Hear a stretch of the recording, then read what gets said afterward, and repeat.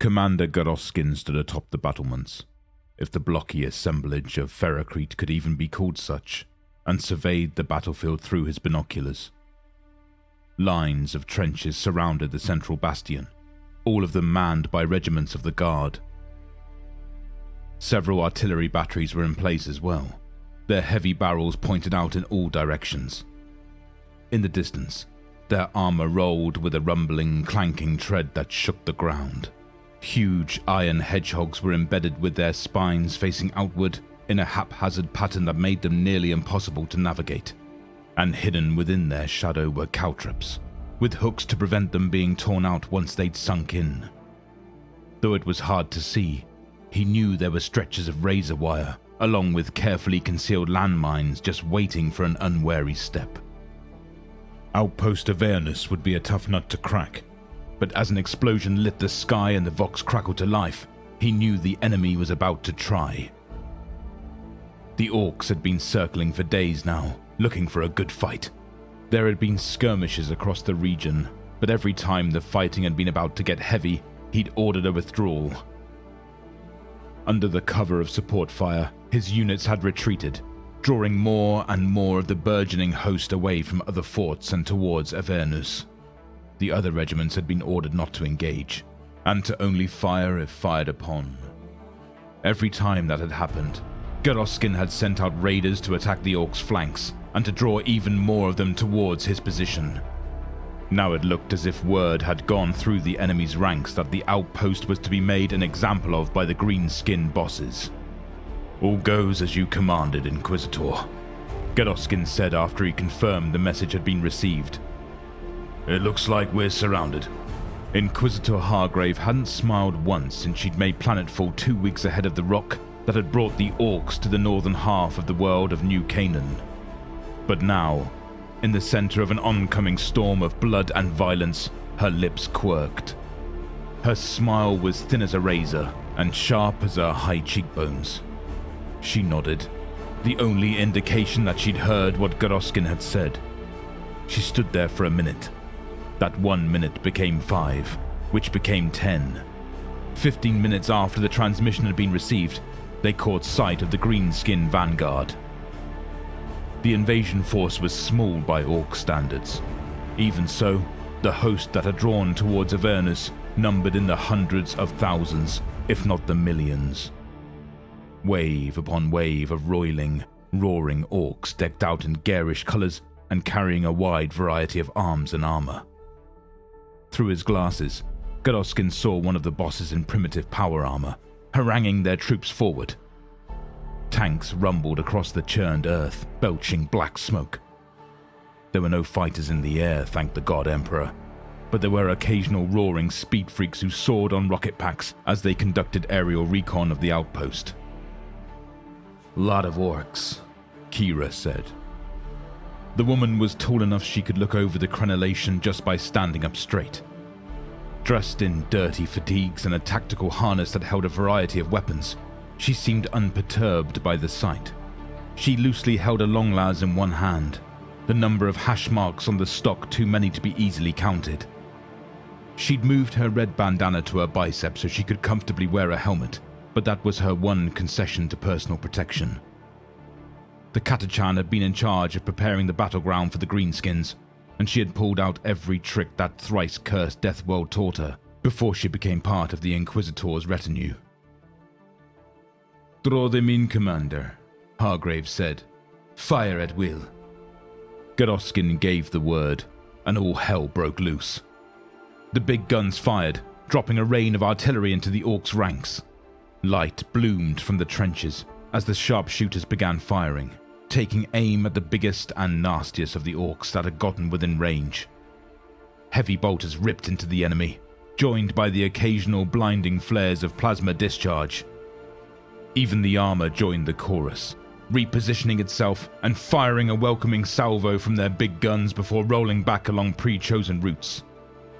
It was chaos and carnage, and Orks died in droves under every wave of fire. For every one of them who fell, a dozen more fought over who got to take their place on the front lines.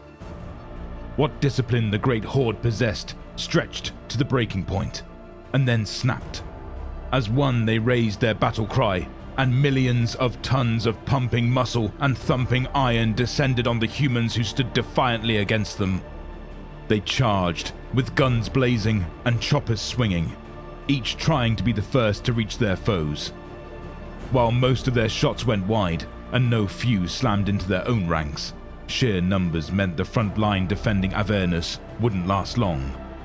And while the passive defenses slowed the onslaught somewhat, and the guardsmen gave good account of themselves, there was no way they would be able to hold out against this force for long, much less carry the day. "Inquisitor," Gadoskin said, watching as their outlying armor was overrun, and the first line of trenches filled with vicious hand-to-hand fighting that barely lasted a minute before the orcs were already moving to the second line. "I don't mean to." Hargrave didn't speak. She simply raised 2 fingers, cutting off the commander's words as thoroughly as if she'd sliced off his tongue. She glanced at Kira. The Katachan frowned out at the carnage, the way an art critic might look at a work in progress that showed potential. After a moment she shrugged, the black tattoo on her shoulder of some horrifying creature wriggling as the muscle beneath it rose and fell. "We could wait," she said.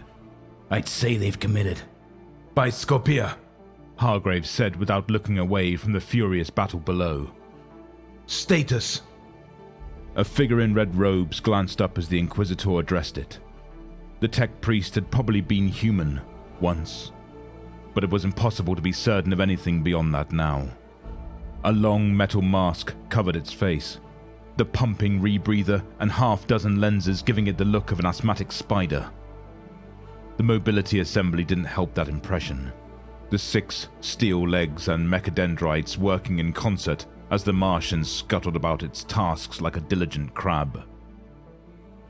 "The weapon is fully operational," the Biologos droned, the Vox grill in its mask crackling. "No issues detected." Gadoskin frowned. When Hargrave had arrived bringing her dark tidings about the oncoming orcs, she'd reassured them that she had brought a powerful weapon with her. Something that, once deployed, would destroy the greenskins utterly and completely if they could draw the majority of their forces to a single physical location. Her confidence had meant the planetary forces had been all too happy to follow her lead, and to redeploy as she saw fit. Her orders had been followed to the letter, and Gadoskin had been assigned as her personal aide-de-camp, as he was the senior officer in charge of Avernus, and he was the most capable of offering insights about the outpost and its surrounding area.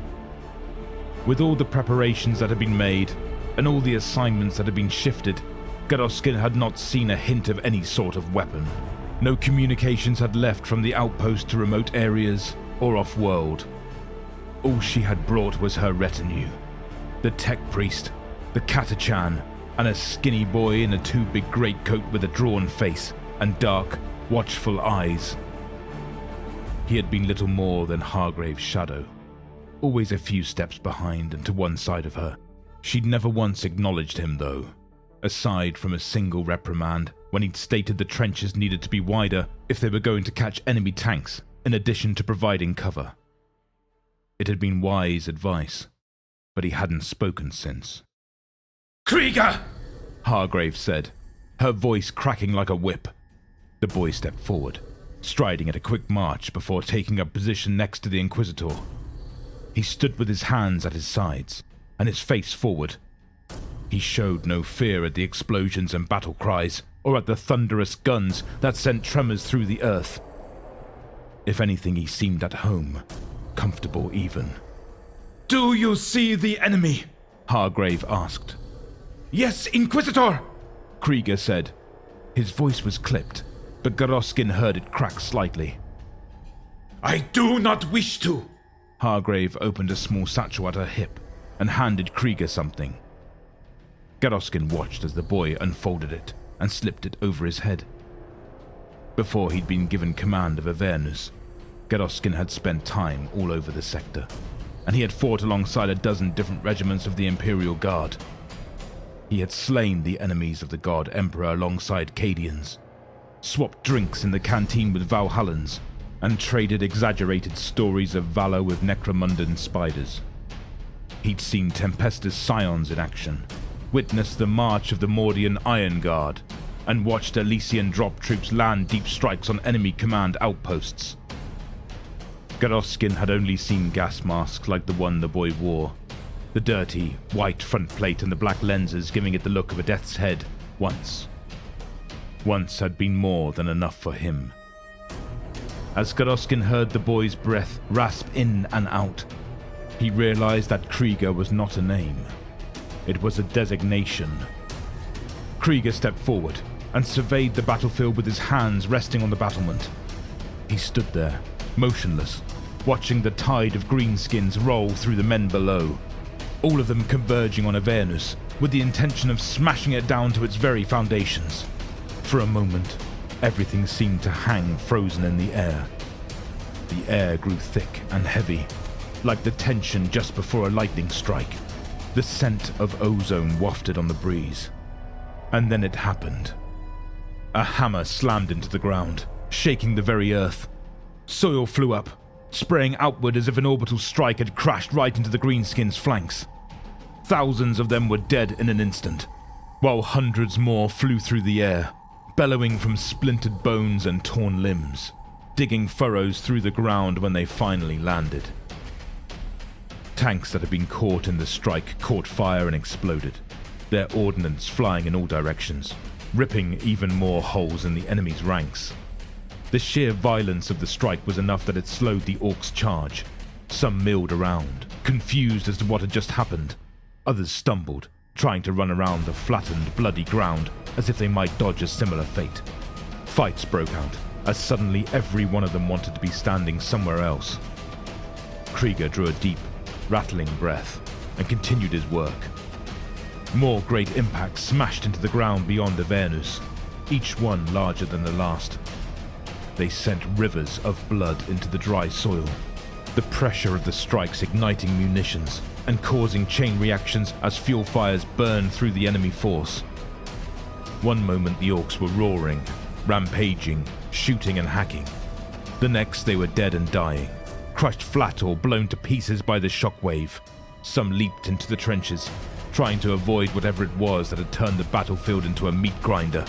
But with their reduced numbers, they were cut down by the guard. Kira put her rifle to her shoulder, squeezing the trigger whenever one of the speed freaks drew too near to their position, sending the Orks crashing to the ground with neat, burning holes in their heads.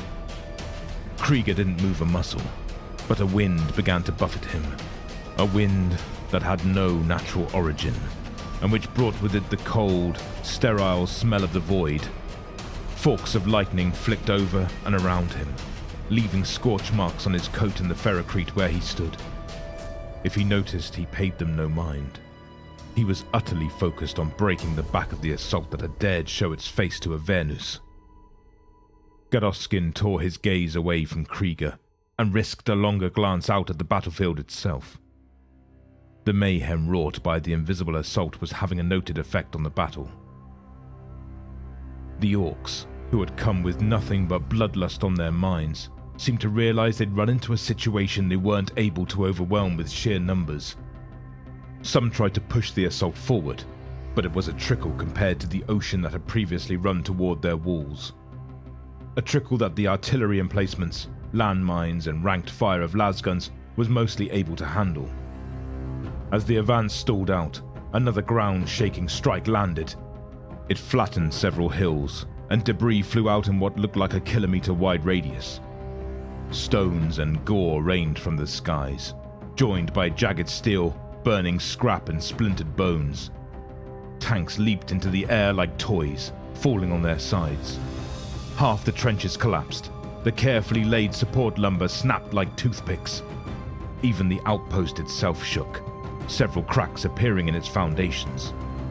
Krieger let out a harsh breath and bent forward. The wind that had swirled around him abated. The snapping sparks of electricity vanished, and he fell like a puppet with its strings cut. Gadoskin managed to catch him, getting a shoulder up under the boy. Krieger's breath rattled in his mask, his chest rising and falling rapidly. Biscopia lifted their data slate, watching as figures and charts fluctuated. The tech priest's lenses whirred and shifted to follow all of the information being fed to them. Inquisitor. The Biologos said. The subject. Do not distract him, Biscopia, Hargrave said, gazing out at the battlefield. She frowned at the smoking craters and the sheer destruction that had been wrought in no more than a handful of minutes. She watched as the last of the front-line assault died under the guns of the guardsmen, and the rest of the horde retreated as fast as their legs would carry them. It wasn't as fast as they might have gone, running over the shattered stone and broken bodies of their former comrades, but it was fast enough to make it clear there wasn't any fight left in them. The Inquisitor turned and leaned down until her face was even with the boy, the weapon she'd brought to New Canaan. "Get up, Krieger," she said, her voice an iron fist in a velvet glove. "There are more of them." "Inquisitor," Gadoskin said, but Hargrave ignored him. "You know what you did, Krieger," Hargrave said, her voice barely above a whisper. "The Emperor knows. He is watching you. He's waiting to see if your heart is truly pure. If your world, if your people can truly redeem themselves in his eyes. To see if you are willing to do what is necessary to defeat his enemies." Krieger jerked, as if every word driven into him was a dagger. Gadoskin tried to hold him, but the boy shoved himself back to his feet. He stumbled, grabbing hold of the gap in the stone. Hargrave watched, her face impassive, as Krieger pulled himself to his full height, supporting his weight on his hands. His breath tore in and out of his throat, the mask making him sound like an engine trying to shake itself apart. The wind returned, buffeting all of them like a gale. Electricity sparked from him, burning patterns around his hands and feet. Hargrave grinned, and the expression was full of such cold malice that it sent a shudder through Goroskin's marrow. "For the Emperor!" the boy screamed. "For Krieg!" A crack ripped through the air like thunder. Outpost Avernus shook, and Ferrocrete snapped off, falling to the ground in thick chunks. The wind raced out in all directions from Krieger, flattening everything that went before it. The trenches and emplacements were safe, but a roiling tide of bodies and blood marked the wave of Krieger's mind. The orcs roared and fired at it, as if their weapons could kill the death coming to claim them. The tide rolled over them, adding them to the butcher's bill. When it was done, and nothing moved between the trenches and the horizon, Krieger sagged forward, his head on his arms. He shook, though whether he was weeping or it was merely spasmodic twitches of an overworked nervous system, Gadoskin couldn't tell. "Biscopia," Hargrave said. "Tend him. I want a full report as soon as you're finished." Yes, Inquisitor. The tech priest said, scuttling forward on their steel assembly. Kira leaned her rifle against the wall and took Krieger in her arms. The boy didn't have the strength to fight, even when Kira slid her fingers under the gas mask to remove it. Bloody tears ran down the boy's cheeks, and his nose ran with blood, as if it had been broken or something had ruptured inside him. It was a martyr's face. "Commander," Hargrave said, immediately snatching Goroskin's attention away from the boy. "With me!"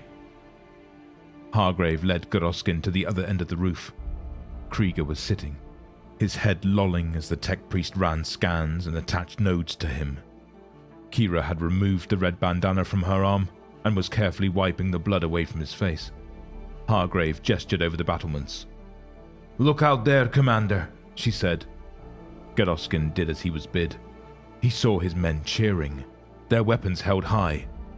"What do you see?" "I see guardsmen that didn't expect to see another sunrise, celebrating a new lease on life," Gadoskin said. When Hargrave's expression didn't change, he added, "I see a victory." "The first of many," Hargrave said. "When your commanding officers ask what happened here, you are going to tell them that we deployed a unique form of orbital targeting weaponry. That is the reason we needed all of the orcs to converge on this one location. And that is why we couldn't have any reinforcements come on the enemy's flanks. They would have been in the blast zone. Gadoskin glanced back at Krieger. The boy's eyes had rolled back down from his skull, but he still looked dazed. Kira held a canteen for him to drink from, while Biscopia held his wrist and touched his neck, checking vital signs along with his brainwave patterns. The commander turned back to the Inquisitor.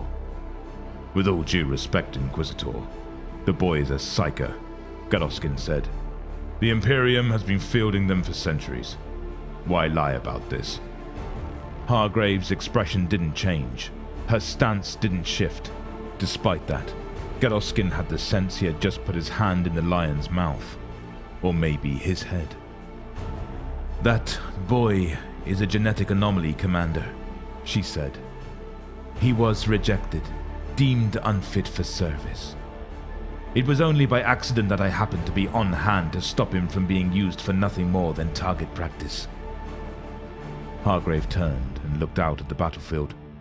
She watched the guardsmen set fresh perimeters, looking for comrades and occasionally putting a las round into the body of orcs that was still twitching. She raised her eyes to the charnel field beyond and took in the ocean of blood that had been spilled.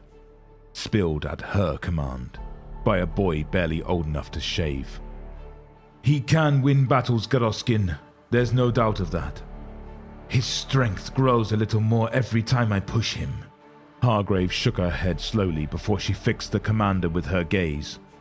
"But if we can pinpoint that anomaly and engineer it to happen again and again, they could win wars. Entire crusades, even." Gadoskin felt icy fingers run down his spine. All he could see in his mind's eye was a firing line of gas-masked psykers, their minds exploding outward with the regularity of a metronome. He imagined entire battle formations being torn apart without a single trigger ever being touched. Cold sweat trickled from his temples as he asked himself what a company of men like Krieger could do. A regiment. An army. Hargrave nodded. "You understand, Gadoskin," she said. "Now, if you would, get on the Vox and order the Flamer teams out to scorch the earth. There's a lot of ground to cover, but we don't want the greenskins taking root if we can avoid it."